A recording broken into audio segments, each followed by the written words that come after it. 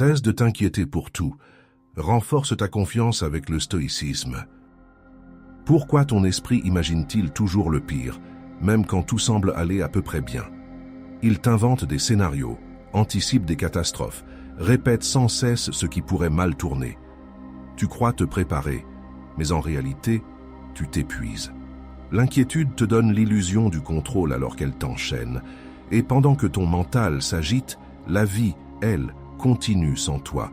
Tu affiches un visage calme, mais à l'intérieur, tout tremble. Tes pensées tournent en boucle. Et si je n'y arrivais pas? Et si tout s'effondrait? Tu voudrais simplement lâcher prise, mais plus tu luttes contre tes émotions, plus elles se renforcent. L'anxiété devient un bruit de fond permanent, comme une tension que rien ne semble apaiser. Le besoin de tout maîtriser finit par te priver de ton énergie et de ta clarté. Et dans ce silence intérieur, où tu sembles seul face à toi-même, tu crois être le seul à ressentir cette fragilité. Pourtant, presque chacun porte en lui cette peur discrète d'échouer ou de décevoir. Nous avons appris à la cacher sous des sourires ou des efforts excessifs. Mais derrière cette façade se cache une vérité commune. Nous confondons souvent contrôle et sécurité, alors que la vraie confiance naît de l'acceptation lucide. Combien de temps encore veux-tu laisser ton esprit décider à ta place? Combien d'heures vas-tu offrir à des pensées qui ne changent rien? Le stoïcisme nous rappelle que ce qui ne dépend pas de nous ne mérite ni notre peur ni notre colère. C'est une invitation au courage tranquille, agir sur ce que tu peux influencer et relâcher le reste. C'est maintenant que ce choix peut transformer ta manière d'exister. L'inquiétude n'est pas un signe de faiblesse, c'est un signal. Elle t'indique qu'il est temps de réorienter ton attention vers ce qui est réel, vers ce qui est présent. La confiance en soi n'est pas un don mystérieux.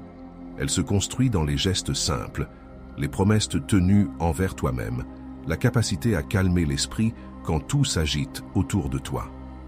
C'est dans le calme que la force devient consciente d'elle-même.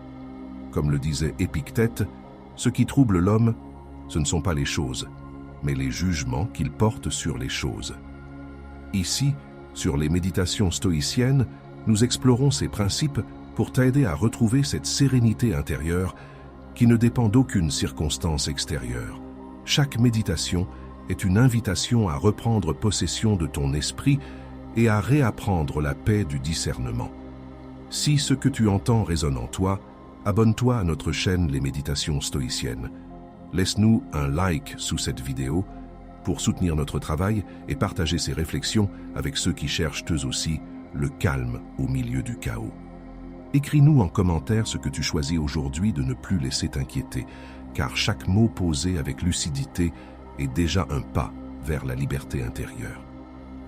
Approchons la première leçon, voir l'inquiétude comme une illusion de contrôle. Nous passons une grande partie de notre vie à imaginer tout ce qui pourrait mal se passer. Nous pensons qu'en anticipant, nous évitons la douleur, mais en réalité, nous l'invitons avant même qu'elle n'existe. Le stoïcisme nous enseigne que le souci constant est souvent une tentative désespérée de maintenir une emprise sur l'imprévisible. Apprendre à lâcher prise, c'est reconnaître humblement que certaines choses échappent à notre volonté. Au travail, tu sens parfois cette tension qui s'installe, sans prévenir. Un message non répondu, un ton sec d'un collègue, et ton esprit s'emballe aussitôt. Ton cœur bat plus vite, tes pensées s'accélèrent. Ai-je fait une erreur? Vais-je être jugé? Tu crois agir par prudence, mais tu es simplement prisonnier d'un scénario intérieur qui t'épuise davantage que la réalité elle-même. Marc Aurèle enseignait « La tranquillité vient lorsque tu cesses de te soucier de ce qui ne dépend pas de toi ». Cette phrase résume toute la sagesse stoïcienne face à l'anxiété. En t'inquiétant pour des événements extérieurs, tu perds ton énergie là où ton action n'a aucun effet. Reprendre le contrôle réel commence par distinguer ce qui dépend de toi de ce qui ne t'appartient pas. Reconnaître cette mécanique mentale ne signifie pas mépriser ce que tu ressens. Il est naturel d'avoir peur ou d'être tendu lorsque quelque chose semble incertain.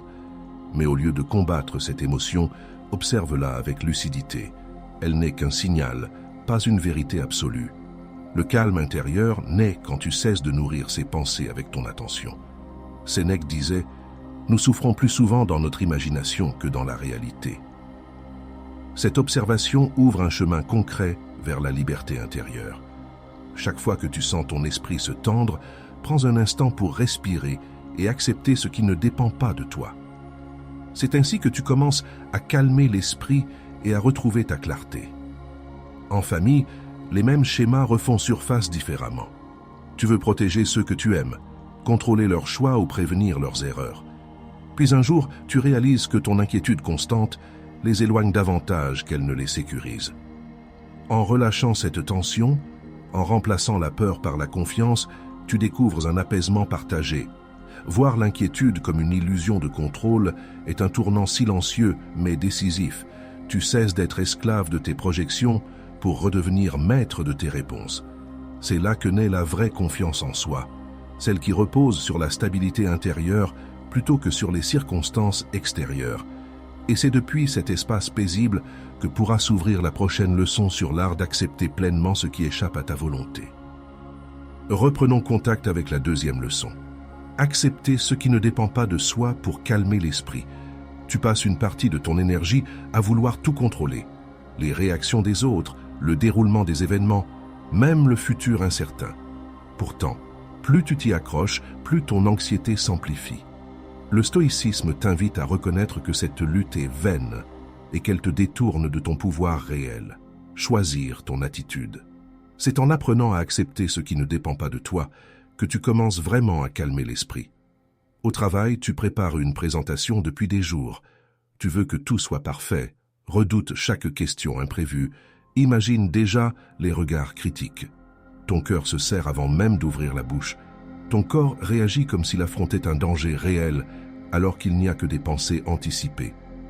Et quand enfin tu parles, tu réalises que cette tension t'a surtout fait oublier ta propre clarté. Épictète disait « Les choses qui nous troublent ne sont pas les événements eux-mêmes, mais l'opinion que nous avons d'eux. » Ce rappel simple contient une puissance immense. Ce n'est pas la situation qui t'épuise, c'est la signification dramatique que ton esprit lui donne. En séparant ce que tu peux influencer de ce qui t'échappe, tu retrouves ton équilibre intérieur et un véritable sentiment de liberté. Reconnaître cette distinction demande du courage et de la douceur envers toi-même. Tu peux te sentir frustré d'avoir tant résisté à l'inévitable ou honteux d'avoir perdu ton calme. Mais c'est précisément dans cette lucidité bienveillante que naît ta transformation. Admettre tes limites sans te condamner ouvre la porte à une confiance plus stable. L'acceptation n'est pas une résignation, c'est une maturité émotionnelle. Marc Aurèle affirmait « Rien ne peut atteindre un esprit qui reste en accord avec lui-même ». Cette phrase trace le chemin pratique du lâcher-prise. Observer sans s'attacher, agir sans exiger le résultat. Chaque fois que tu identifies un événement hors de ta portée, offre-toi le soulagement d'en relâcher le fardeau. Tu fais ainsi place au calme intérieur et recentre ton énergie sur tes véritables choix. En famille, ce principe prend une autre forme. Tu veux souvent protéger ceux que tu aimes de leurs erreurs ou orienter leurs décisions selon ta vision du mieux. Puis, vient un moment où tu comprends que leur chemin leur appartient autant que le tien t'appartient. En cessant de tout contrôler, tu redécouvres la confiance dans leurs forces et apaises ton propre cœur. Accepter ce qui ne dépend pas de soi n'est pas un retrait du monde, c'est une manière plus lucide d'y participer. Quand tu discernes clairement où s'arrête ton influence, tes gestes deviennent plus justes et ta présence plus sereine. C'est là que se renforce la confiance en soi. Non dans la domination des circonstances, mais dans la maîtrise paisible de ta réponse intérieure. Cette clarté prépare naturellement le terrain pour apprendre à relâcher encore davantage dans la prochaine leçon sur l'art du véritable lâcher-prise. Explorons la troisième leçon. Lâcher prise sur le besoin de tout prévoir. Tu veux que tout soit clair, sécurisé, anticipé. Ton esprit cherche sans cesse à deviner ce qui va se produire, comme si prévoir pouvait épargner l'inconfort. Mais plus tu essaies de tout maîtriser, plus ton anxiété s'installe, te faisant croire qu'un contrôle parfait est possible.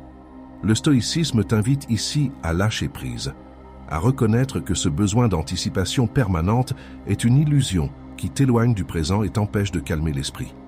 Au travail, tu passes des heures à imaginer toutes les issues possibles d'un projet. Tu réécris mentalement tes réponses avant une réunion. Tu crains d'oublier un détail et ton corps se tend sans que tu t'en rendes compte. Tes épaules se crispent, ton souffle devient court. Même quand rien n'a encore commencé, tu vis déjà l'échec que tu redoutes. Tu crois être préparé, mais en réalité, tu t'épuises dans une bataille intérieure contre l'incertitude. Sénèque rappelait « Celui qui souffre avant qu'il ne soit nécessaire, souffre plus qu'il ne faut ». Cette parole éclaire ce piège du mental qui dramatise l'avenir au lieu de s'ancrer dans l'action présente. Tu crois te protéger par la prévoyance, mais c'est ta peur qui orchestre cette course sans fin. Apprendre à observer ses projections sans leur obéir, c'est commencer à reprendre ton véritable pouvoir sur toi-même. Reconnaître ce mécanisme demande de la bienveillance envers ton humanité. Il est naturel de craindre l'imprévu. Ton esprit cherche la sécurité dans ce qu'il peut calculer. Pourtant, cette recherche devient toxique lorsqu'elle étouffe ta spontanéité et te coupe de ta confiance naturelle. Le courage stoïcien consiste alors à accueillir l'incertain non comme une menace, mais comme un espace où ta liberté peut enfin respirer. Épictète expliquait « Ne demande pas que les choses arrivent comme tu le veux. Désire qu'elles arrivent comme elles arrivent et tu seras heureux. » En acceptant cette vision, tu cesses de lutter contre la réalité pour coopérer avec elle. C'est là que commence le véritable art du relâchement intérieur, accepter ce qui ne dépend pas de soi et agir avec clarté sur ce qui est entre tes mains. Ainsi s'installe peu à peu une paix solide face au changement. En famille, cette transformation prend un visage plus doux mais tout aussi profond. Tu n'essaies plus de planifier chaque instant ou d'éviter toutes les déceptions possibles. Tu apprends à écouter les autres sans vouloir tout organiser pour eux, à laisser place à leurs initiatives et à leurs erreurs. Et paradoxalement, en renonçant au contrôle excessif, tes liens deviennent plus sincères et apaisés. Lâcher prise sur le besoin de tout prévoir n'est pas une fuite. C'est une maturité nouvelle face à la vie. Tu découvres que la sérénité naît moins dans les certitudes que dans ta capacité à traverser l'incertitude avec calme et confiance en soi. Ce calme-là devient ta vraie force intérieure, celle qui ne dépend ni des circonstances ni des plans tracés d'avance, et prépare naturellement la prochaine étape. Comprendre comment transformer la peur de l'erreur en allié sur ton chemin d'équilibre. Avançons vers la 4e leçon. Quand la peur de l'erreur étouffe la confiance en soi, tu veux faire les choses bien, parfois même parfaitement. Mais derrière cette exigence se cache souvent une peur silencieuse, celle d'échouer, d'être jugé ou de décevoir. Le stoïcisme t'invite ici à voir que cette peur n'est pas ton ennemi, mais une forme de vigilance devenue excessive. Apprendre à lâcher prise face à cette angoisse du faux pas, c'est commencer à accepter ce qui ne dépend pas de toi et retrouver la liberté d'agir sans trembler. Au travail, tu passes des heures à relire un rapport déjà terminé. Tu modifies chaque phrase, cherchant la tournure idéale, jusqu'à douter de ton propre jugement. Ton souffle devient court, tes épaules se crispent.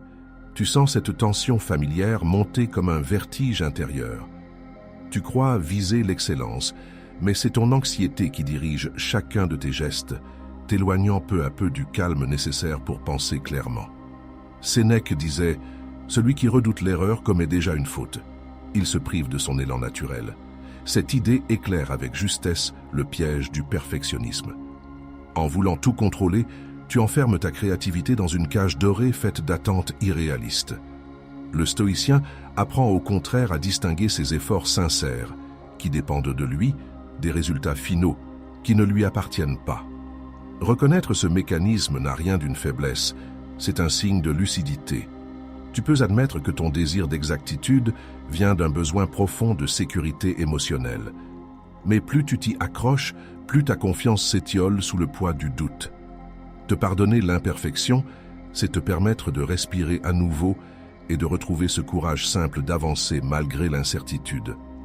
Marc Aurèle écrivait « L'action droite suffit en elle-même, le reste est indifférent. » Autrement dit, fais au mieux selon ta conscience et relâche le résultat.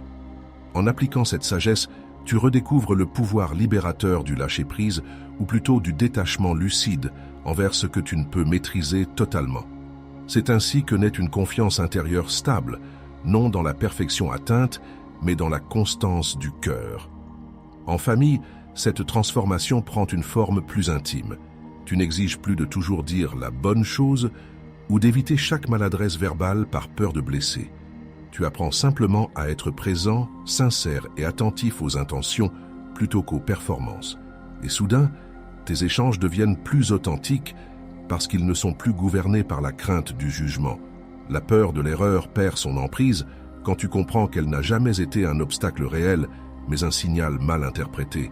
Elle t'invitait seulement à renforcer ta présence et ton discernement, plutôt qu'à restreindre ton élan vital. C'est en agissant avec clarté, malgré cette appréhension, que tu fortifies ta stabilité intérieure. Et cette paix retrouvée ouvre naturellement la voie vers la prochaine leçon, celle où le dialogue intérieur devient ton allié le plus fidèle sur le chemin du calme durable. Retrouvons la 5e leçon. Dialoguer avec soi sans dureté, comme un ami lucide. Il est facile d'être indulgent envers les autres, mais souvent impitoyable envers soi-même. Cette voix intérieure qui commente chaque geste peut devenir un juge implacable, nourrissant ton inquiétude plutôt que ta force. Le stoïcisme t'invite à pratiquer un véritable lâcher-prise intérieur. Cesser de lutter contre tes pensées pour apprendre à les écouter avec discernement. Car accepter ce qui ne dépend pas de toi commence aussi par calmer l'esprit face à tes propres imperfections. Au travail, tu termines une journée dense et ton esprit ressasse ce que tu aurais pu mieux faire. Une phrase mal formulée, une tâche incomplète, un silence mal interprété. Tu sens la tension te gagner, ton ventre se serre, ton souffle devient court. Ce n'est pas ton environnement qui t'épuise, mais la sévérité de ton propre dialogue intérieur. Tu crois t'aider en cherchant à mieux faire, mais tu entretiens surtout une spirale d'anxiété subtile et persistante. Épictète disait « Nul n'est libre s'il n'est maître de lui-même ». Cette liberté dont il parle ne concerne pas le monde extérieur, mais ta manière de te parler intérieurement. Quand tu transformes la critique en observation lucide, tu reprends le contrôle réel sur ton esprit. La maîtrise stoïcienne n'est pas froide ni distante.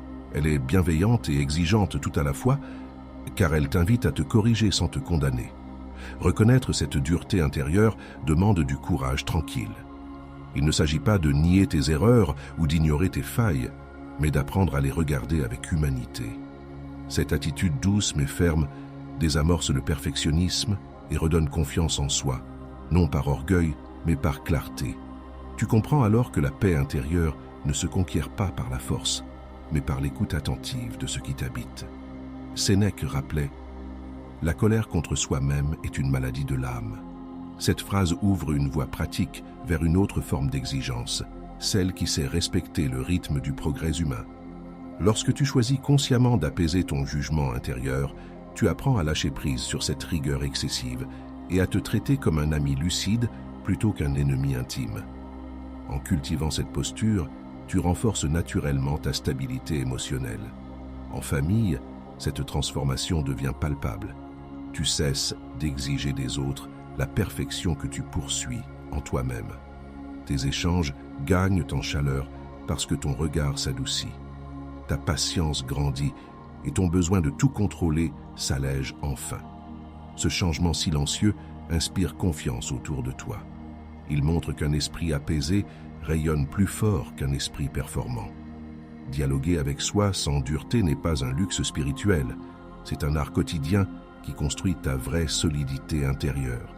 À mesure que tu remplaces l'autocritique par la lucidité bienveillante, tu découvres une paix qui ne dépend plus des circonstances extérieures.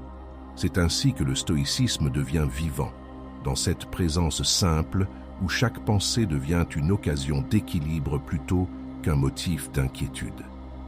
Et c'est depuis ce calme retrouvé que pourra émerger la prochaine leçon, celle où le silence intérieur deviendra plus fort que le tumulte du monde. Éclairons la 6e leçon. Quand le silence intérieur devient plus fort que le tumulte. Il y a des moments où tout semble s'agiter autour de toi. Les obligations, les attentes, les voix multiples de ton propre esprit. Tu ressens ce besoin instinctif de reprendre le contrôle, de t'imposer au vacarme mental pour retrouver ta place. Pourtant, plus tu luttes, plus ton anxiété se nourrit de cette agitation. Le stoïcisme t'invite alors à une autre forme de courage, apprendre à lâcher prise et à écouter ce silence intérieur qui ne demande rien, mais apaise tout. Dans les transports, ce tumulte est presque palpable. Les conversations s'entrecroisent, les bruits s'entrechoquent, et toi, tu sens ton souffle se raccourcir sans même savoir pourquoi.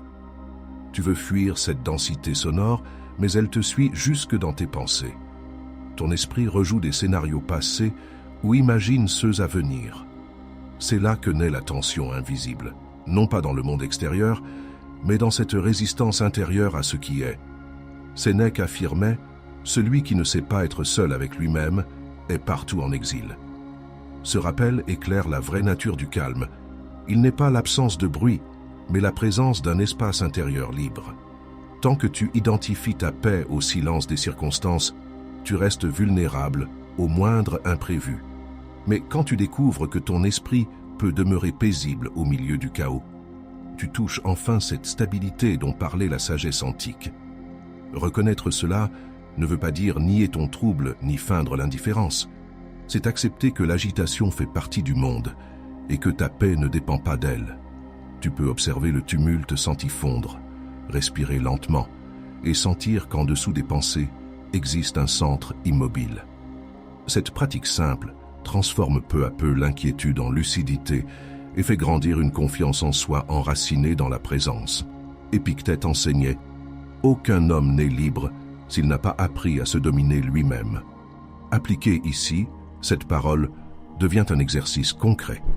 Chaque fois qu'une pensée t'emporte, reviens à ton souffle et choisis consciemment de ne pas la suivre. C'est ainsi que tu apprends à accepter ce qui ne dépend pas de toi, ni le bruit du monde, ni les émotions passagères, et à transformer ta réaction en calme actif. Ce geste répété forge une sérénité durable face aux tempêtes du quotidien. En famille, cette transformation change subtilement tes relations. Au lieu de répondre dans la précipitation ou d'alimenter les tensions par réflexe, tu fais une pause avant de parler. Tes proches sentent cette différence. Ta présence devient apaisante sans être distante. Ce calme contagieux montre qu'un esprit tranquille influence davantage que 1000 mots prononcés sous pression.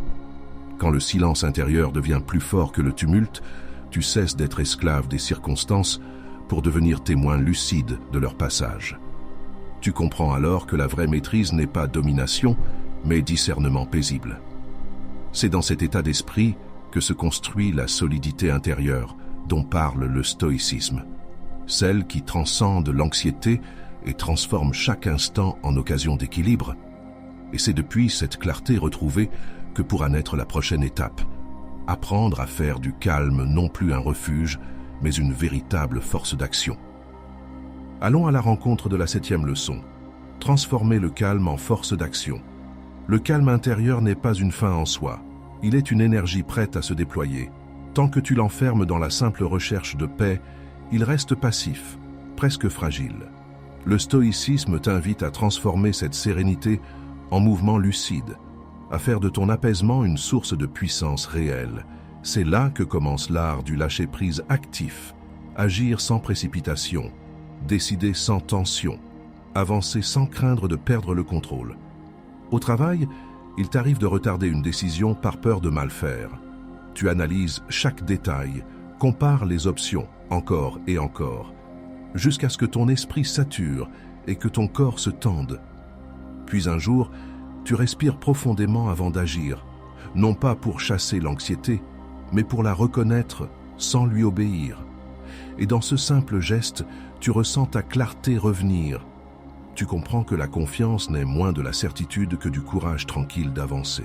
Sénèque disait « Ce n'est pas parce que les choses sont difficiles que nous n'osons pas. C'est parce que nous n'osons pas qu'elles sont difficiles. » Cette phrase éclaire le lien subtil entre sérénité et action. Le calme véritable ne te retire rien. Il t'offre la lucidité nécessaire pour franchir les obstacles avec justesse. En choisissant d'agir dans la paix plutôt que sous pression, tu redeviens maître de ton élan intérieur. Il est normal de confondre parfois tranquillité et inaction. Après avoir longtemps cherché à apaiser tes pensées, tu peux craindre que bouger ne ravive le tumulte.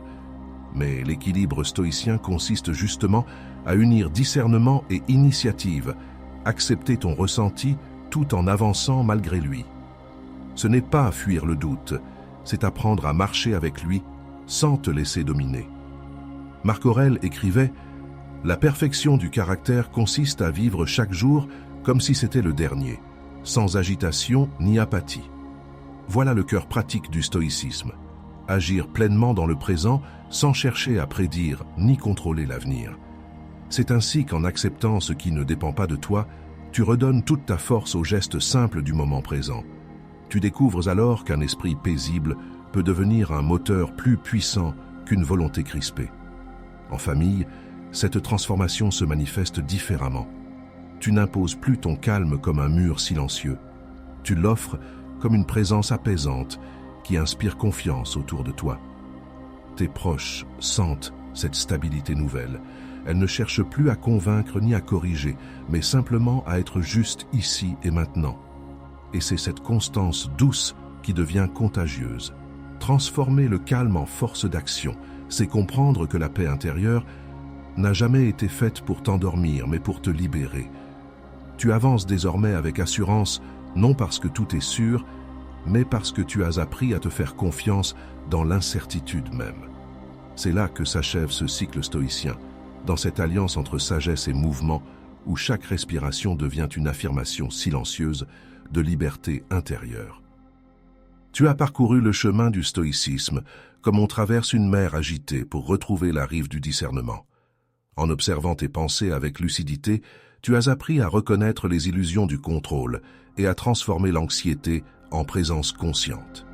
Ce voyage t'a conduit à comprendre que la confiance en soi ne vient pas de l'absence de peur, mais de la clarté avec laquelle tu choisis d'agir malgré elle. Accepter ce qui ne dépend pas de soi, c'est déjà calmer l'esprit et replacer ton énergie là où ton action a un sens. Dans ce simple acte de lâcher prise se trouve une sagesse vivante, enracinée dans la réalité de chaque instant. Ce qui trouble ta vie, ce n'est pas ce qui t'arrive, mais l'opinion que tu t'en fais, rappelait Marc Aurèle. Cette vérité éclaire le cœur même du stoïcisme. Ton équilibre intérieur ne dépend pas des circonstances, mais de la manière dont tu les accueilles.